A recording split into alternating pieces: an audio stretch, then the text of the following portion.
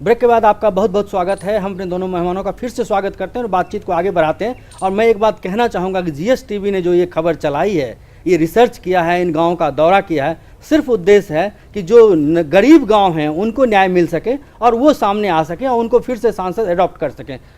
Sir, एक चीज़ मैं, जो गुजरात की मुख्यमंत्री आनंदीबेन पटेल की नज़र में जब ये बातें आई, लगातार ये खबर चल रही थी, तो सीएम ने खुद माना कि हाँ, मुझे लगता है कि कहीं ना कहीं इसमें कुछ चयन में गड़बड़ियां हुई हैं और इसको हम देखेंगे फिर से। तो मैं लगता है कि गुजरात पहले से ही समृद्ध राज्य माना जाता है। गुजरात के गांव की जब लोग कल्पना करता तो कहता है कि वहाँ हर चीज़ होगा, हर चीज़ होगा। ऐसे में गुजरात के गाँव के चयन में और सावधानी बरतनी चाहिए, क्योंकि आपको बड़ी मुश्किल से वो गाँव मिलेंगे जो गाँव गरीब होंगे और ऐसे गाँव को आप लें क्योंकि उसके साथ न्याय हो सके। जी जी, एक्चुअली खास बात ये होनी चाहिए जब भी कोई गाँव का चयन करते हैं। अभी तो बहुत साधारण सी चीज़ें ऐसी हैं जो छूटी हुई हैं हमारे सामाजिक परिवेश में, जैसे SC ST के गांव हैं, ट्राइबल्स हैं, बिल्कुल, जो मुश्किल से पहुंच है, जिनकी दूर हैं शहरों से। जितना ये देखा जाता है कि शहर से जितनी दूरी बढ़ती है उसकी डेवलपमेंट उतना ही कम हो जाता है उस इलाके का, और वो ज्योमेट्रिकल प्रोपोर्शन में कम होता है। मतलब अगर वो 1 किलोमीटर है तो उसका 4 गुना फ़र्क पड़ेगा, और अगर वो 10 किलोमीटर है तो पता चला 100 गुना फ़र्क पड़ेगा। इस तरह से वो देखा जाता है उसमें।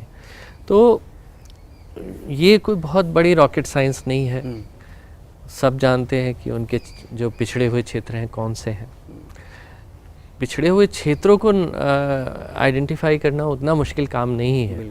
और जहाँ तक ये हुआ कि कोई समिति बनाने की ज़रूरत है, तो वो जो सांसद हैं वो स्वयं बना सकते हैं। उसमें जो विपक्षी लोग हैं उनकी भी भागीदारी हो जाए तो और भी सुंदर लोकतंत्र की परंपराएं सामने आएंगी। उसके अलावा ग्रामीणों का जो है योगदान होना चाहिए उसके चयन में।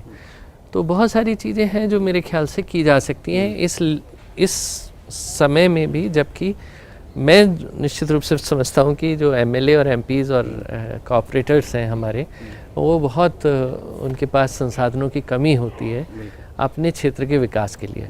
मुझे लगता है कि उनका सिर्फ इस बात से लिमिटेड रहता है कि जो फायर फाइटिंग वाली होती है कि भाई ठीक है, वहाँ पे ये नहीं हो रहा है तो तुरंत फ़ोन कर दो, वहाँ पे मेरे को ये कागज़ नहीं मिल रहा है तो ये एक चिट्ठी लिख के दे दो। लेकिन एक जो क्षेत्र के विकास का जो एक पैटर्न होना चाहिए, एक विज़न डेवलप किया जाना चाहिए और एक रोड मैप बनाया जाना चाहिए, उस सब की कमी मुझे दिखती है। लेकिन फिर भी मैं ये कहूँगा कि आज भी जो हमारे सांसद वगैरह हैं वो बेहतर जानते हैं किसी भी सरकारी मशीनरी से कि वो कौन सा गांव पिछड़ा है, कौन सा गांव जो है वो उसको ज़रूरत है, और मेरे ख्याल से वो बेहतर न्याय कर पाएंगे इस बात में। बाकी ये है कि आपकी रिसर्च है, आप गांव में गए हैं, तो वो दुखद बात है कि अगर ऐसा के लिए भी थोड़ा मानदंड डिफरेंट होना चाहिए। अर्बन एरिया के लिए खास तौर से जो बड़े शहर हैं जहाँ पे ग्रामीण इलाके नहीं आते, तो ऐसे में उन्हें स्लम्स को लेना चाहिए। जैसे कोई बड़ा जैसे दिल्ली का हम एग्जांपल ले लें या बम्बई का एग्जांपल ले लें, जो एक बहुत अपने आप में एक राज्य के बराबर है, और वहाँ पे सांसद हैं, MLA हैं, उनको अगर डेवलप करने के लिए कोई जगह लेनी तो वो क्या लेंगे। जितने भी ग्रामीण इलाके हैं उन्होंने क्योंकि ज़मीनें बेची हैं तो उनका विकास हुआ है, उनका आर्थिक विकास हुआ है, इंडस्ट्रीज़ लगी हैं क्योंकि वो ऐसे एरियाज़ हैं जो जहाँ पे कानून उतने नहीं सख्ती से पालन होते। तो स्लम एरिया ऐसे इलाके हैं जहाँ पे इस तरह के एक आदर्श इलाके बनाए जा सकते हैं जहाँ पे कैसे गरीबों का पूरा संपूर्ण ख्याल रखा जा सके उस क्षेत्र में। तो मेरी यही गुजारिश होगी आपके चैनल के माध्यम से कि जितने भी सांसद शहरी क्षेत्रों को की प्रतिनिधित्व करते हैं, उनको चाहिए कि वो अपने शहरों में जो स्लम एरियाज़ हैं उनको लेके और उनका विकास करें, और उसके लिए नए नए पैमाने बनाएं, नए नए तरीके ढूंढें, इनोवेशंस करें। और जैसा रश्मि जी ने कहा कि सिर्फ इंफ्रास्ट्रक्चर नहीं, इंफ्रास्ट्रक्चर ज़रूरी होता है, लेकिन जो सॉफ्ट चीज़ें हैं, अब कोई विधवा है, वो उसको पेंशन नहीं मिल रही है, उसका बहुत सारे और कारण हैं, उसको मतलब पूरा परिवार कई सारी परेशानियों में ग्रस्त है, बीमार है, उसका क्या सिस्टम बनना चाहिए।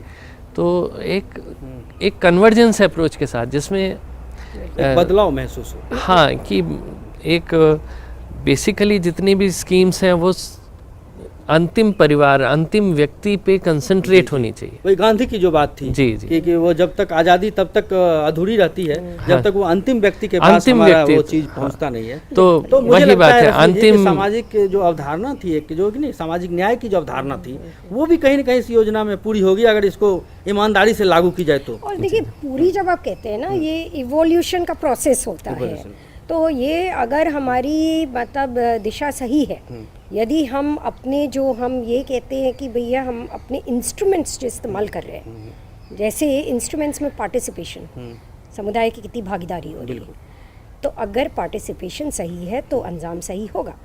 तो इसलिए जो है मतलब ये भी आप नहीं कह सकते अच्छा आज की तारीख में तो ये आदर्श ग्राम हो गया क्योंकि यहाँ पे सड़क अच्छा हो गया, तो इसलिए वहाँ पे क्या जिस तरह की एक पार्टिसिपेशन जो कि एक सतत जो निगरानी एक वॉचडॉग बना करके रखे ताकि स्कूल के टीचर्स आए, स्वास्थ्य का जो केंद्र है वहाँ पे डॉक्टर्स आ रहे हैं, तो इसके लिए जो है क्या समाज वहाँ का उतना जागरूक हो गया, तो पैमाने में ये भी एक पैमाने बनने चाहिए। इसमें मैं एक एग्जांपल आपको देना चाहूँगा। एक गांव अगर विकसित, अगर कहें कि स्कूल बन गया, बहुत खूबसूरत स्कूल है, ठीक है, पढ़ाई हो रही है, क्या वहाँ से स्पोर्ट्समैन भी निकल रहे हैं? क्योंकि इसका उस समुदाय के अंदर ज़रूर कोई ऐसे बच्चे होंगे जिन्हें स्पोर्ट्स में बहुत रुचि होगी। बिल्कुल। तो क्या वो निकल रहे हैं? क्योंकि वो परसेंटेज पूरी दुनिया के लिए एक है, ईश्वर सबको उसी तरह से बना के भेजता है। बिल्कुल। और अनुज जी मुझे ये भी लगता है कि हम धीरे धीरे बार को ऊपर ले जा सकते हैं। बिल्कुल। क्या संगीतज्ञ उतने हैं? क्या वहाँ पे विज्ञान के में अभिरुचि है बच्चों की? क्या वो मॉडल्स बना रहे हैं या कुछ वो नवीन ज्ञान दे रहे हैं? तो गांव विकास, ग्राम विकास क्या हो, बहुत सारे पैमाने हो सकते हैं। स्पर्धा होनी चाहिए, कंपटीशन होना चाहिए, स्पर्धा की भाई ये जो है मतलब हमारे गांव में इस तरह के जो क्या है कोई बच्चा है जिसको हृदय के रोग है, क्या उसका समय पे इलाज हो पाएगा? बिल्कुल, बिल्कुल।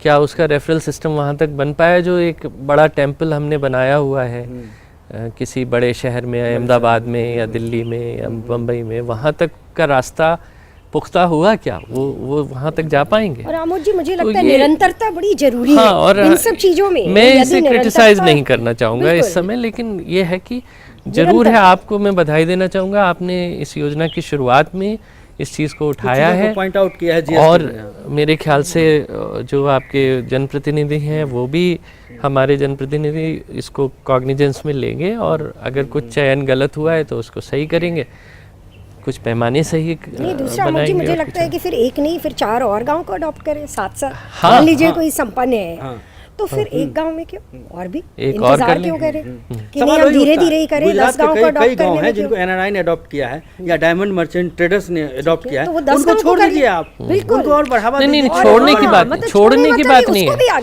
है, उसमें जरूर कुछ छूटा हुआ होगा। देखिए, एक सरकार और एक प्राइवेट व्यक्ति की सोच में थोड़ा फर्क होता है। डायमंड मर्चेंट वो किस तरह से विकसित गांव देखता है, और एक सरकारी जिनका विजन है, जो अंतिम व्यक्ति तक पहुंचना चाहता है, उसका विजन क्या है। हो सकता है दोनों में डिफरेंस हो सकता है वो और चीज़ें बना रहा हो, लेकिन ये चीज़ छूट रही हो। जैसे बहुत सारी संस्थाएं हैं, NGOs हैं, उनका विजन वो डिफरेंट होगा।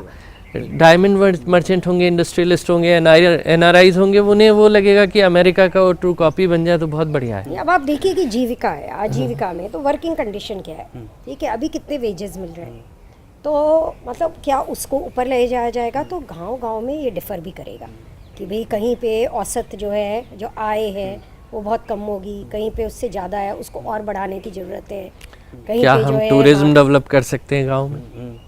क्या हम वहाँ पे इको टूरिज्म, वहाँ पे महिलाओं ने ही एक बना लिया एक कि भाई कई सर, ये हमारा गेस्ट हाउस है बिल्कुल बिल्कुल। और हम सेल्फ हेल्प ग्रुप मिलके उसे चला रहे हैं। मैं ट्रेड फेयर गया था स्टोरी करने के लिए, तो मैं वहाँ गुजरात की कई महिलाओं से मिला जो कि स्वयं में एनजीओ बना के और एक्सपोर्ट का अपना सब काम कर रही हैं, लेकिन उन्होंने कहा कि मैं खुद एक्सपोर्ट नहीं कर पा रही हूँ, इसलिए कहीं ना कहीं लैंग्वेज बैरियर है, ये बैरियर है, मैं दूसरे एक्सपोर्टर को देती हूँ और वो एक्सपोर्ट, तो वो स्किल्ड है उनके पास, प्रोडक्शन कर रहे हैं, इसको एक्सपोर्ट नहीं कर पा रहे। स्विट्जरलैंड की आपको महिला लगता के है आगे भी एक्सपोर्ट बैरियर है, उसको भी लैंग्वेज बैरियर है। लैंग्वेज बैरियर है। वो बूढ़ी अम्मा जो स्विट्जरलैंड की है वो भी खूबसूरत चीजें बनाती, लेकिन वहाँ की सरकार ये मैं तो ensure सोचता हूँ करती कि वो गुजरात में पहुंचे। अगर ट्रैवल सिर्फ ट्रैवल्स गांव को ही अडॉप्ट कर लिया जाता तो ट्रैवलों का एक अलग अपना एक नहीं, ये उसको हो जाता। भी अडॉप्ट करना है, मतलब हाँ सिर्फ की बात नहीं, Exclude नहीं उसको भी करना है करिए, हाँ एक्सक्लूड नहीं करिए। चलिए, तो आप दोनों धन्यवाद। मेहमानों का बहुत बहुत धन्यवाद इस बातचीत में हिस्सा लेने के लिए, आप दोनों ने वक्त दिया, धन्यवाद Thank you, आपका। thank you. और ये हमारे खास बातचीत था कि प्रधानमंत्री आदर्श ग्राम योजना को लेकर अगले दिन हम फिर मिलेंगे कुछ और बातचीत के साथ, कुछ नए मुद्दे के साथ, कुछ इसी तरह के सनसनीखेज मामले के साथ। फिलहाल दीजिए हमें इजाज़त, नमस्कार।